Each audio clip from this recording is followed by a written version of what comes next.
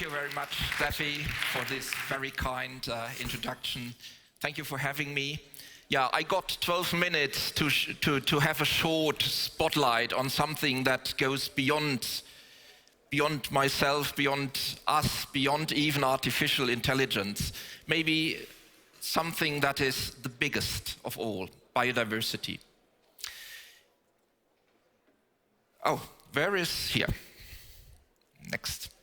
Well, what is biodiversity? Just a quick and boring definition. Biodiversity is defined by some technocrats as the diversity of species and its genetic variants and ecosystems.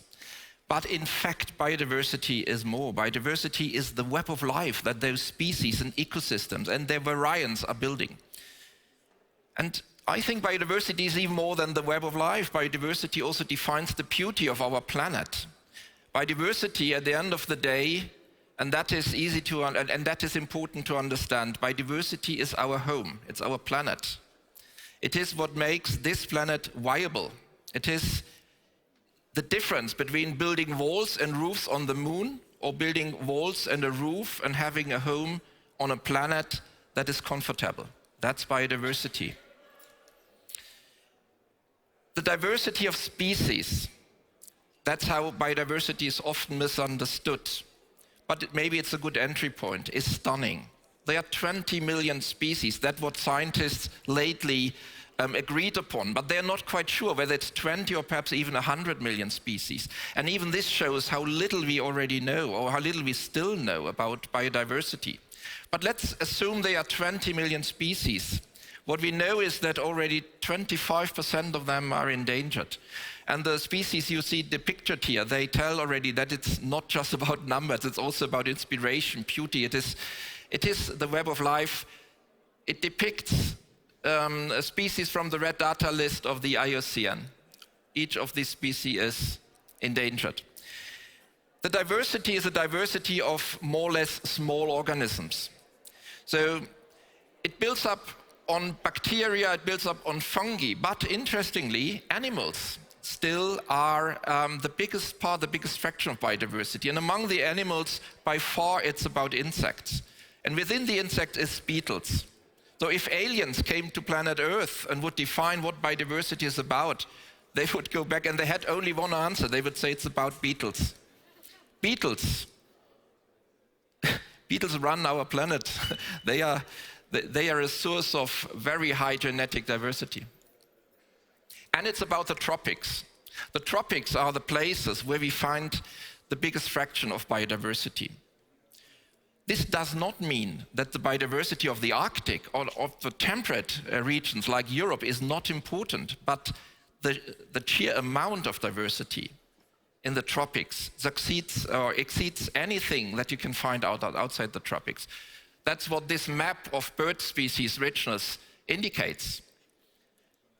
And so reflects the distribution of endangered species on Earth, also the dilemma of the tropics. The tropics is also the places where ecosystems currently are most endangered, are under highest threat, and the red data list map shows that the most endangered species currently occur in the tropical regions, mainly in Latin America.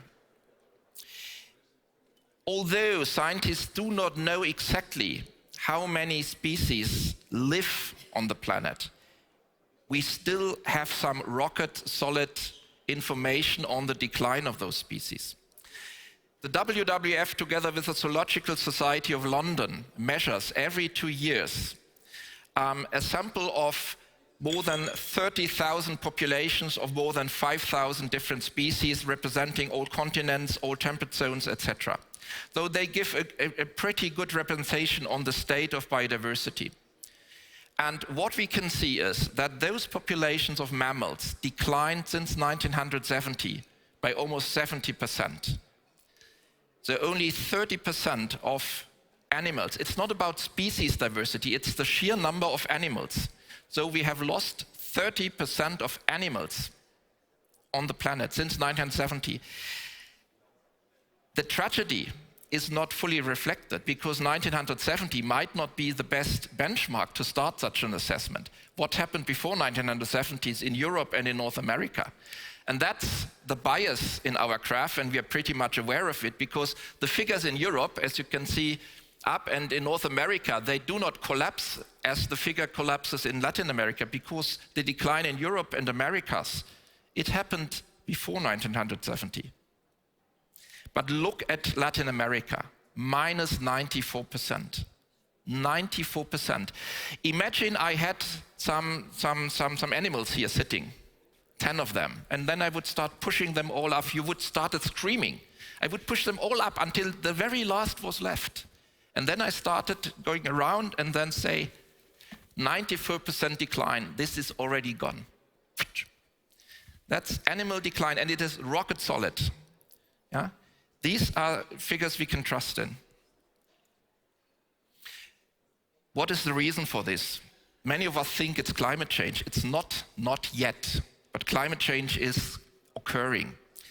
But so far it is just the direct destruction of habitats, mainly driven by agriculture or by mining. And I can prove this. Let's have a look in the still incredibly intact Amazon rainforest. But if you have a look just on the southern belt of the Amazon forest, we have a deeper look into the state of Rondônia in Brazil. And the change that the forest underwent between 1985, that's when I ended my school career, until 2020 is incredible. So we lost all forest, outside protected areas and indigenous peoples' territories. So all forest that is not legally protected is gone in this time. And we see exactly the same pattern on Sumatra, the Indonesian island, and the World Bank already predicted in a scenario they met that the forest on Borneo will suffer exactly the same fate and development. The driver is meat production. And a couple of years when we tried to find out in studies what the footprint of our food really is, we came up with this assessment on a hamburger. The normal hamburger requires 3.6 square meters of arable land, out of which 3.4 square meters, so almost all, is being used for meat production. So the rest of our food doesn't really count. 70% of agriculture area globally is used to feed animals for our meat consumption. 70%, 70, yeah? It's meat that is driving this change to a large extent. So what do we lose actually? First, this is a picture, a satellite image. It's of course on the Amazon basin. You see all the fires burning. What we lose is the friendliness and the incredible power of biodiversity, that biodiversity can contribute for the well-being of our life. We are losing this, and we are turning this into an unfriendly planet. And I want to show you what I mean by this. You see three figures, 091, 1.6, and 420. This is, well, roughly 1 billion tons of carbon dioxide had been emitted by Germany, the entirety of Germany, in the early 2000 years. 1 billion, we can say. 1.6 billion, so significantly more, was the emission of carbon dioxide from wood fires in the Amazon. So the Amazon burning, the conversion of Amazon into cattle grazing, caused almost, not quite, but almost, twice as much carbon dioxide as the entirety of Germany, which still is quite a significant industrial country and a carbon-intensive country. The 420, that's the carbon, the amount of carbon, billion tons, 420 billion tons that is stored in the forest, in the ecosystem. So if we continue burning it, the atmosphere will respond. This is nothing that could be healed by any kind of climate politic. Yeah? But even more impressive, I find this example, and that's the last one that I would like to share with you. And then I hope this was a spotlight into the power and the importance of biodiversity. The Amazon forest is not only breathing and storing carbon, and now has become a source of carbon dioxide, so has become a problem rather than a sink, but it's also the biggest motor, the biggest driver of precipitation that you can find on the planet. It feeds the Amazon River, which is by far the biggest river of the planet. The Amazon River, to give you an example, equals the water flow of the second biggest river, the Congo, the water flow of the third biggest river, the Orinoco. Put the Yangtze in, put the Brahmaputra in, which is the fifth biggest, the Mississippi, add the Yenisei River, which is the seventh biggest, add the Paraná, and then you can add the Lena in Siberia and the Mekong on top. And only then you have the water flow of the Amazon River. That's the breathing power of the leaves of the Amazon rainforest, of biodiversity.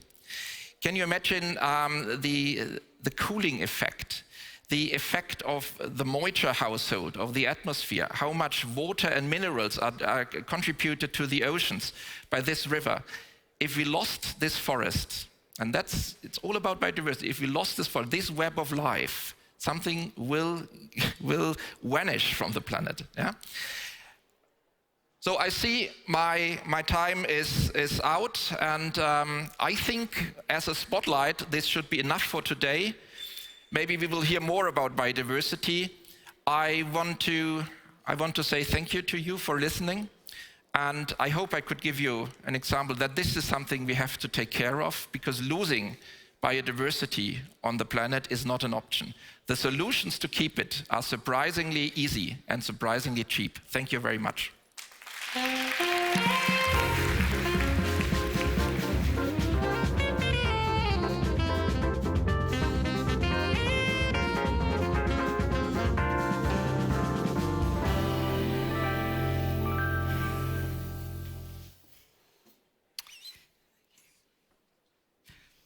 Good morning. I think it's morning for those who managed to survive last night.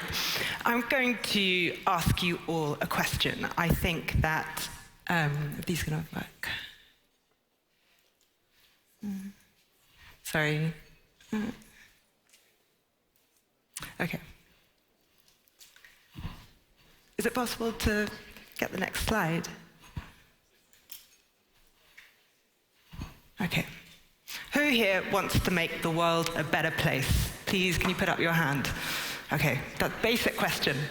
And for those who don't want to, I respect you and actually maybe agree with you, because I want to know what is better. When we talk about a better world, we're talking about this vague idea. Whose better is being delivered? And who gets to decide? Well, when we think about this question of better, what we're really doing is talking about measurements. What we measure is what we value, and what we value is what we measure. So if I ask you what is better, maybe you'll say, well, it's a more equitable and just world for humans.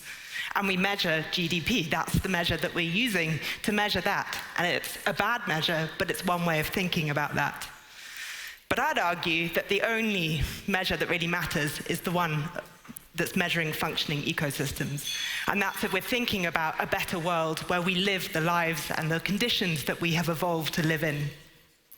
So I'm an artist, and I am not a conservationist, but I make work about these questions. I'm exploring these questions of what we value. Why do we invest more in artificial intelligence when there's already extraordinary intelligence existing on this planet? So this is my reconstruction of the now functionally extinct northern white rhino. You can see it in the Natural History Museum in London. Or I've done things like resurrect the smell of flowers that have gone extinct due to colonial action. And you can smell this actually in Munich now at Biotopia. But these works are about evoking loss, about focusing on technology and what we invest in, using it as a way to think about why we don't value the life around us. But what do I do about my own moral panic and personal panic about the climate and biodiversity crisis? So I wanted to move from loss to think about agency. Now, this is not just human agency, this is also plant agency and the agency of the more than human inhabitants that we share this world with. So if you think back to your childhood and you're driving along the motorway and the windscreen would be covered in squashed bugs. Last time you were in the car, did that happen? This is a very real phenomenon called the windshield phenomenon. And what's happening is that flying insects are disappearing. In Germany, in the last 30 years, there's been a decline of 75% in the volume of insects. And these insects are absolutely essential. The pollinators that make functioning ecosystems, that help plants have sex. We need the beetles and moths and wasps, not just the bees, but also the butterflies and ants and all these different insects to keep our ecosystems functioning. So I wanted to think about this issue and bring attention to it. But I didn't want to make an artwork about pollinators. I didn't want to use more resources to make something that goes in a museum. I wanted to make an artwork for them. But how do we make an artwork for a species that's not us? Can they even enjoy art? We have to start thinking about how do they see the world that we share. So bees, for example, can't see the color red, but they can see UV. So what we see here is a geranium flower on the left with human vision, and on the right is a geranium seen, or as we think a bee might see it. And you see these little green markings that are pointing them towards the nectar source. They're seeing a whole world that we can't. How do they then see a landscape? The colors are different. But it's not just colors, it's also the depth of perception. So they can see close up the flower in detail, but from 10 centimeters away, it's blurry. But they have a higher flicker threshold, so as they're moving through a landscape, they're seeing detail that we can't. We just see a blur. And then they're even more extraordinary for the AI fans here, which I think is most of this conference. Bees can solve the traveling salesman problem, which is an incredibly complex mathematical problem. They memorize the locations of the flowers they visit, and they may visit 10,000 flowers in a day, and they are able to create an optimization of the landscape to find the most effective route. So the spaces that we design for pollinators, gardens, are actually designed for us. The question is, if they designed gardens, what would we see? So that's what I've been looking at in Pollinator Pathmaker, the artwork I'd like to share with you.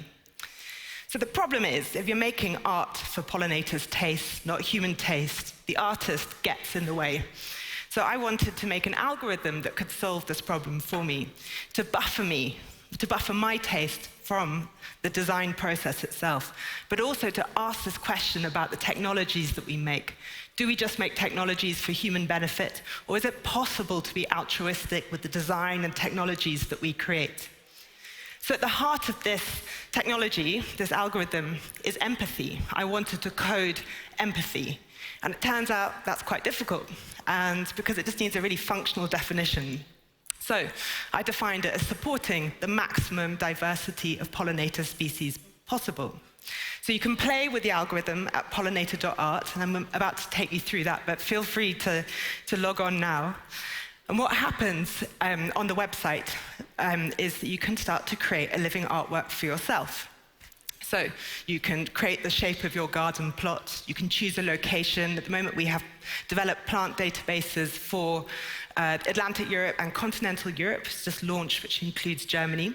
So you can choose your soil conditions, the light conditions in your garden. And it doesn't matter if you don't have a garden, you can still create a digital artwork. And I'll explain more about what you do next. So here we are using the technology to start to sort and build the tabula rasa for the artwork. And then you can start to play with the empathy algorithm.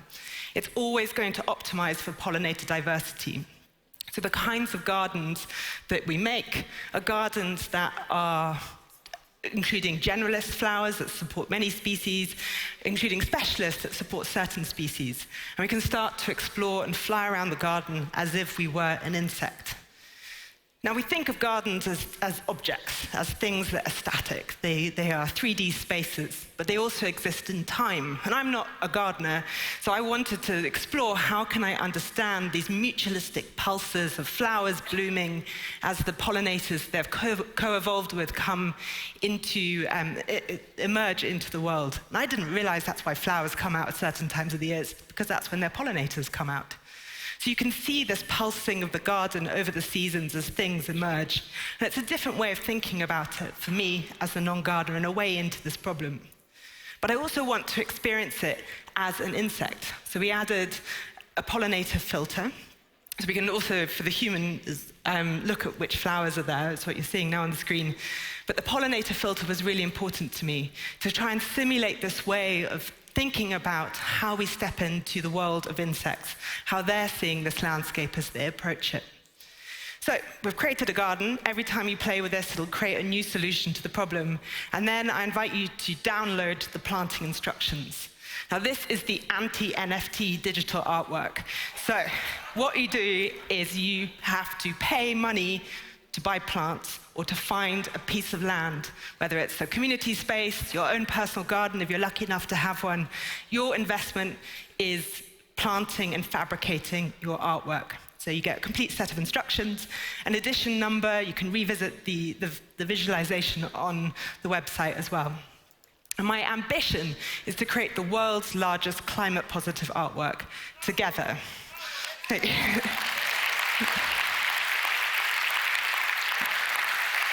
So, we have started the first one. The project was originally commissioned by the Eden Project in Cornwall.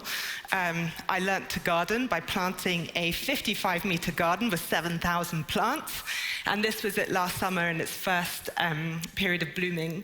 And we're studying this garden and trying to also work with Exeter University on a pilot research project to see if it's actually functional. This algorithm, does it create planting that creates more functional and biodiverse ecosystems?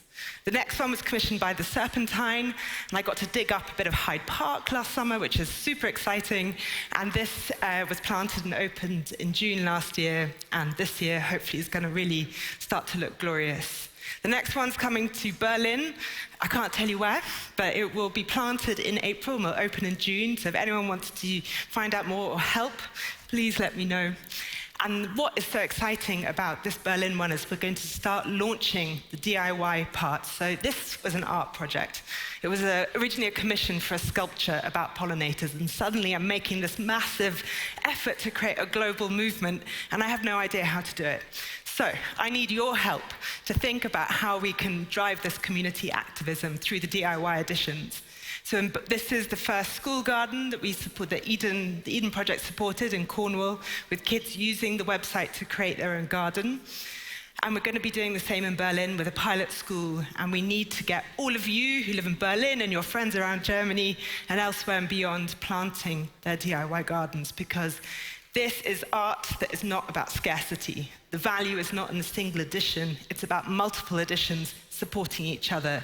Your garden flourishing will support your garden's flourishing, and so on. So I've planted one. This is it. And as I said, I'm not a gardener. I'm learning by doing. And the joy has been this summer or last summer tracking these insects, using identification apps to try and work out what was there, and interacting with nature as an artwork, changing my own perspective on what's happening in this living artwork. So we've come back to this question of what is a better world. For me, the answer is actually a different question. That's how do we do better for all species? How do we think differently? And the values that we're measuring this idea of better by aren't gross domestic products or other kinds of measures. For me, they're values that have to be rooted in empathy and in care. We need to transform ourselves from consumers into caretakers. I plant my living artwork, I don't consume it, I'm just a steward. I have to take care of it and let it flourish, and my job is to lose my own ideas of control over aesthetics and to just try and let it grow. So, if you can help, if you want to join in, please come and talk to me, and otherwise I hope you might have a play with the website at pollinator.art and hopefully plant some art. Thank you.